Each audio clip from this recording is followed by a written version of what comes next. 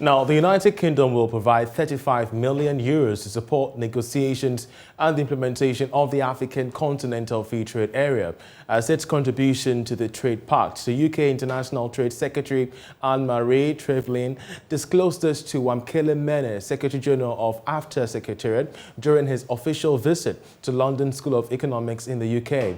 The support is expected to speed up processes for the negotiations and outstanding conventions and rules under this agreement. Wamkele Mene used the occasion to brief the UK government investment opportunities available in the trade agreement.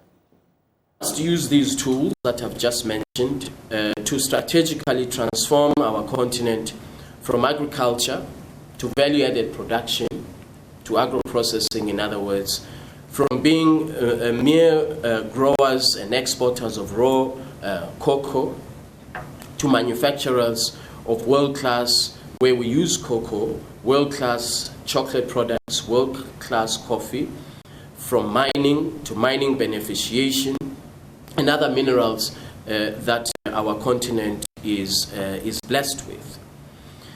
It is widely, for example, it is widely acknowledged that between Cote d'Ivoire, Nigeria, Ghana, and to an extent Cameroon, that these countries contribute close to 70% of global cocoa availability, the raw material that is, and this is estimated to be at about $6 billion.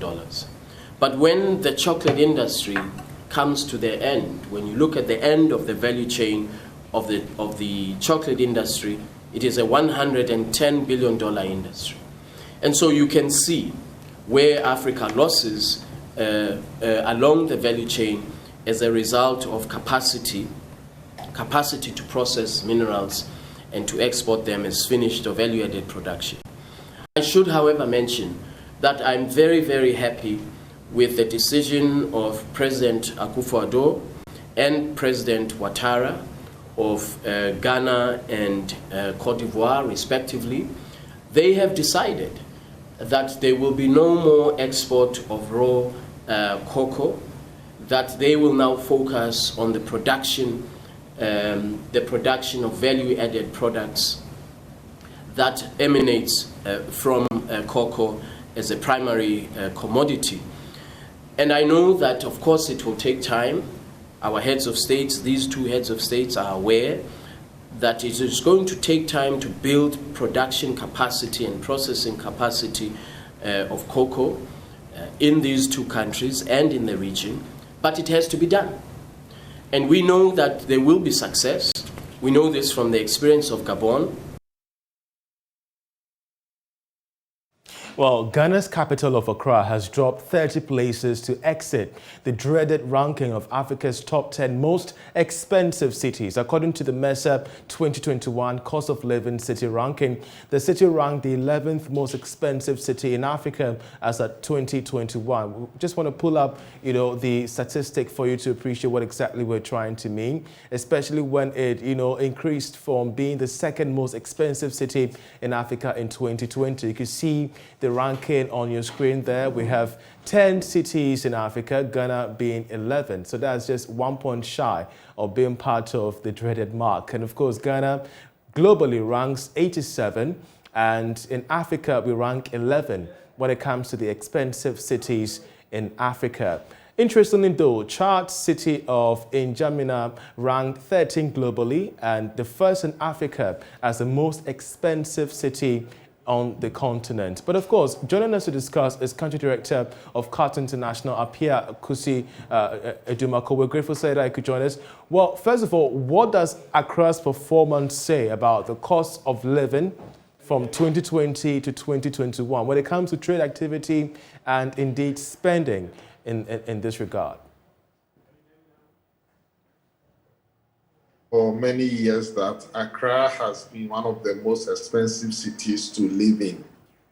And most people in Accra, they can't even balance their budget because their expenditure far exceeds their income.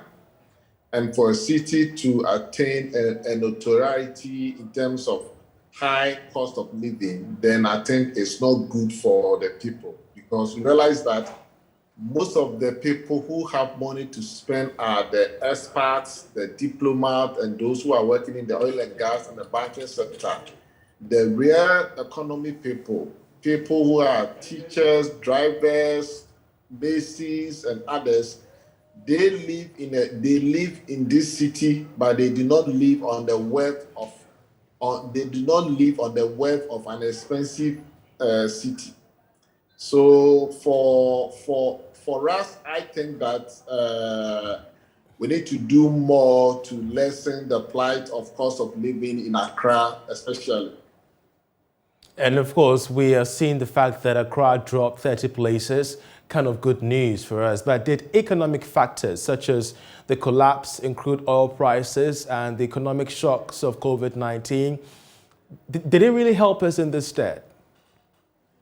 I wouldn't think so, and I still would even doubt the data that was used to put Ghana as having dropped, because if you go into the market, if you listen to people, you realize that things are still expensive. Houses have been quoted in dollars, and office spaces here in Accra is even more expensive. A square meter office space in Accra is even more expensive compared to a square meter space in Manhattan. And so for us to read from the MESA report that Accra has dropped, I think for me, I don't think that the outcome of the study represents the realities we have in Accra. Well, maybe, I don't know when the data was collected, but normally such a report, the data might have been collected before the surging price of the crude oil. Indeed, and that remains part of the factors that actually influence the ranking this time around, aside issues regarding exchange rates and the responses for expatriates, especially when they are the main audience for this particular, the main target for this particular ranking. But how sustainable can this ranking be, considering the high cost of living that you've correctly pointed out, currently being a major concern for not just Ghanaians, but expatriates as well? I think for government owes duty to its citizens first, and also to ensure that expats coming into Ghana are also enjoy a decent and a more, a good environment. And for us to be able to resolve this requires a long-term effort. I think one of the things we need to look at is the housing. Already we have a huge deficit in the housing in Ghana. And if we want to bring the housing prices down, then we need to increase the supply of residential units to allow people to be able to jump on board. And even the mortgage market, Accra is such that if you are not working in some sectors of the economy, you can't even afford to get a mortgage. Even doctors with more than 15 years of practice, their salary cannot even get them a mortgage. And if you look at this, it tells you that we are not building a country for the people, but rather we are targeting foreign nationals. We are targeting foreign nationals, and if you do so, then you are not helping your people. And I think government needs to look at it to ensure that the prices we have in Ghana, the economy, because look, you work here in Accra, the salaries that you earn cannot even afford you a decent place. Then if this is so, then it's a problem. Indeed. Mr. Adumako, I want you to really have a look at the statistic that, we are going to be putting on the screen, because it's quite interesting to note that Nigeria, for example, appeared twice. We had two cities from Abuja and Lagos as well ranking high this time around. The city of Lagos being, the second most expensive city in Africa, with Ghana, trailing behind. But I want us to have quite an appreciation of the information backing this statistic, because MESA also points out the fact that expatriates are saying that doing business, for example, in Lagos is quite expensive as compared to doing business in Ghana. They also cite the peaceful environment in the capital. They cite the ease of doing business, as I've already stated, and they also cite the performance of the exchange rates in the country. How does this leverage on our performance? I think the ranking is a function of a lot of variables. And for Ghana, we do well on certain things, like our country is, Accra is very peaceful, the ease of movement at night and all those things can also inure to advantage. However, when it comes to some cost, for example, if you are looking at hotel prices in Accra, I got some guests from Japan last week, and they checked into a hotel, a 3-star. I will not mention the name of the hotel, and they were quoting $400, $250 a night. And they said no. I mean, since they are traveling on a public taxpayers funded money, it will not make sense for them to pay $250 a night when they can find a hotel, a decent one, for $100. All these things are indicative of the fact that, I mean, our prices are high.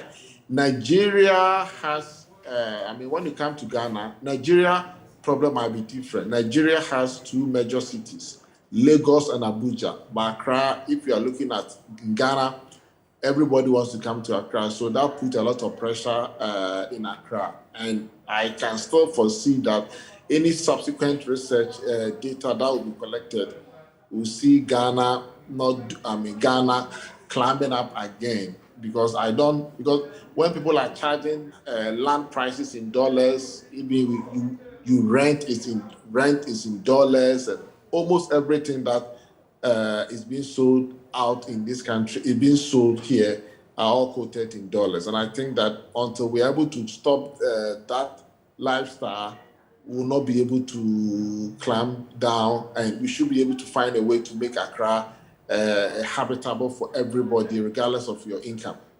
Finally, we're having this discussion just, I think, a year and, some months into the implementation of the Continental Free Trade Agreement area. Early on, we did hear from Wamkele Mene about the, environment in which respective signatories are initiating to attract investment into the sector. Having to see most of these African cities, drive away expatriates, literally, because of the high cost of engagement in terms of business, living and everything. How can this influence our posture when it comes to the implementation of AFTA to investors out there? I think for any investor coming to set up a business, they want to look at the cost of living. They look at the cost of kilowatt of electricity. And they look at the cost of office space in Accra. And if all the time the city is seeing increase its prices going up, I think that investors would look at other countries that have seen relative stability in their prices. Unfortunately, our price movement in Ghana has been going up all the time.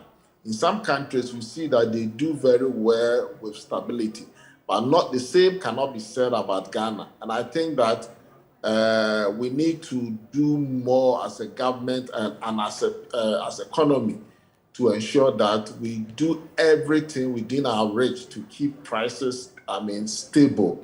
All right. Because unfortunately, for example, when your CD goes down, it may not be able to recover again, and it becomes a permanent damage onto the economy. Kusio Perdumako, Executive Director, CAT International, grateful that I could join us. And of course, we shall be monitoring this various strands of this ranking to give you updates as and when we can. But away from that, the insurance sector's penetration rate will increase well above the current 1% to gross domestic products. This is because the umbrella body of the insurance professionals, that is the Chartered Insurance Institute of Ghana, is championing the redefinition of the rates to include private health insurance and pensions. According to the president of the institute, Tewia Ben Ahmed, his outfit is currently working to introduce a journal in this regard by the end of the month, a decision that he believes will, seeks to highlight the sector as a significant contributor to Ghana's socio-economic development. This is one of the critical strategic initiatives that the CIG is pursuing. And the whole essence of what you have asked is to say that when are you actually redefining insurance penetration in Ghana? Because traditionally insurance penetration in Ghana has been seen more as the contribution of life insurance and general insurance. I can confirm to you that by the end of this month, the CIG journal that will for the first time redefine insurance penetration in Ghana will be published. And so by the close of April 2022, CIG journal redefining insurance penetration in Ghana will be out. And this redefined insurance penetration in Ghana will not only cover life insurance, general insurance, but it will also cover health insurance and private health insurance for that matter, and pensions contributions. And so look out for redefined insurance penetration in Ghana in the CIG journal in the month of April. So in line with that, are there plans as well to align this to align with government policy? Well, the beautiful part of what insurance does is also to contribute to national development. So everything we do as CIG is to ensure that we also contribute to the development of Ghana. Now let me give you a typical example. I mean, the insurance penetration we're talking about, it's a measure of insurance total market premium as a percentage of GDP. So to what extent do we contribute to the development of this country? And that's the whole essence of what we are trying to do as CIG. So definitely we want to be positioned to contribute significantly to the development of this country. So by your own estimation, if you include health insurance and pensions, around what rate are we looking at? You want me to do an estimation before the document is out? That would be a difficult one to do. But currently around penetration is said to be about around 1%. By the time you have added private health insurance and pensions, I'm sure you will be getting something from 5 to 7%. And then you begin to appreciate that insurance contribution to this country is not the 1% we have always known. This is the marketplace. Still to come in the bulletin, prices of bread are expected to increase on the market as bakers complain of hikes in the cost of ingredients. They say the price of flour and sugar is unbearably high.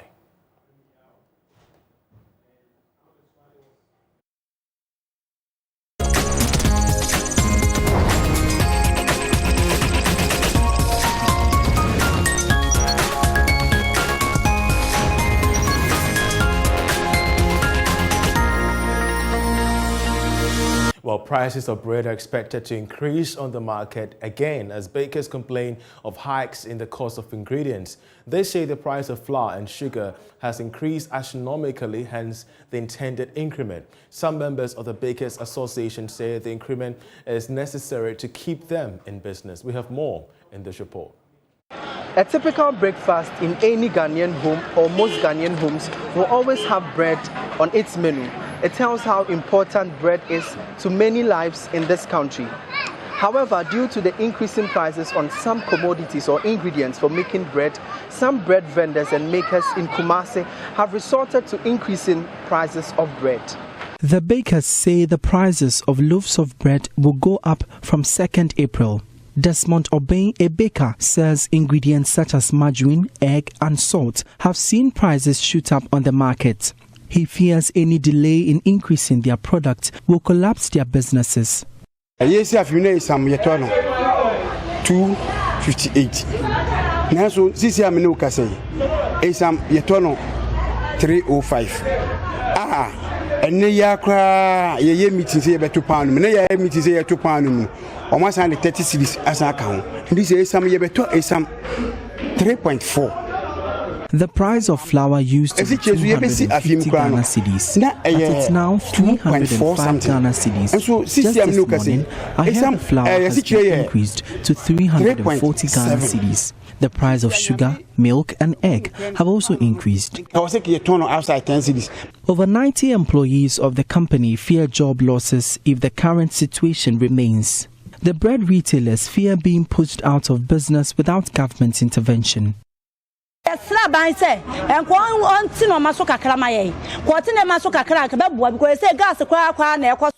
Our profit has reduced due to the hikes in the cost of ingredients.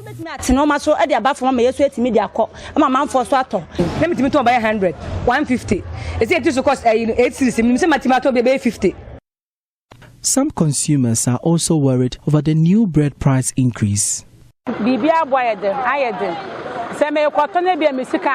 I am not worried. I would ask the vendor to sell to me at credit.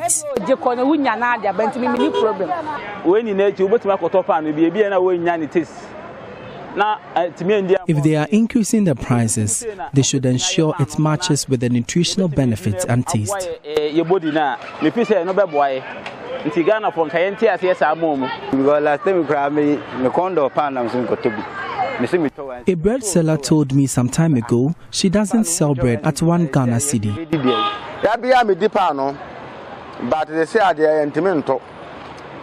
I always take in bread, but I cannot buy one anymore. Pound 8 cedis.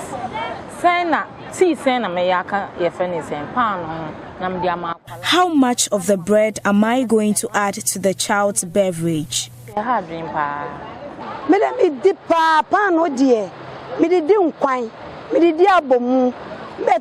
I eat bread with almost every soup. I'm worried about the new prices.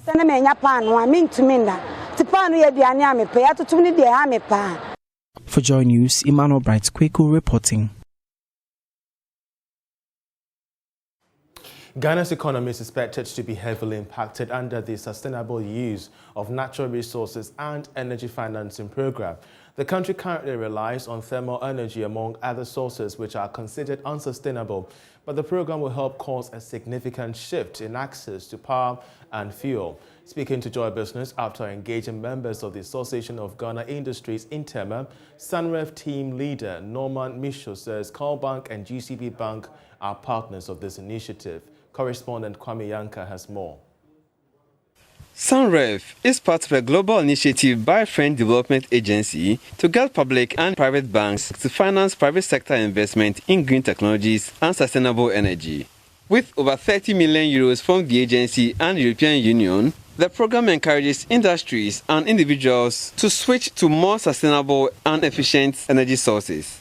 According to Sunref team leader Norman Michaud, the program is a credit line to help developing countries. It has been developed to help developing countries develop further, but develop in a green way. So if you have to develop more, why not use it and do it in a way that it's going to be safe for the environment and is going to be better in terms of climate change also.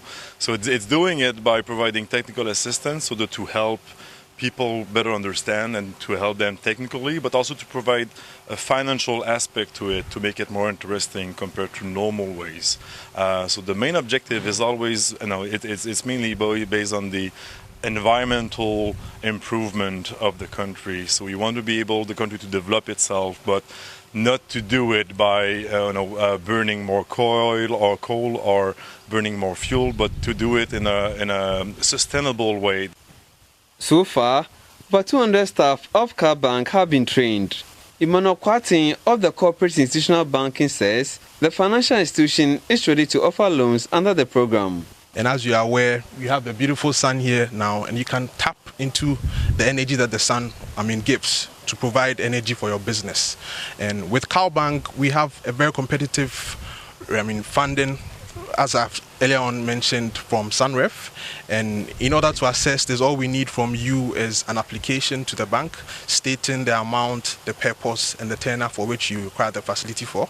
We have a minimum tenor of 3 to 5 years for renewable energy products and energy efficient projects, depending on the project that you are doing.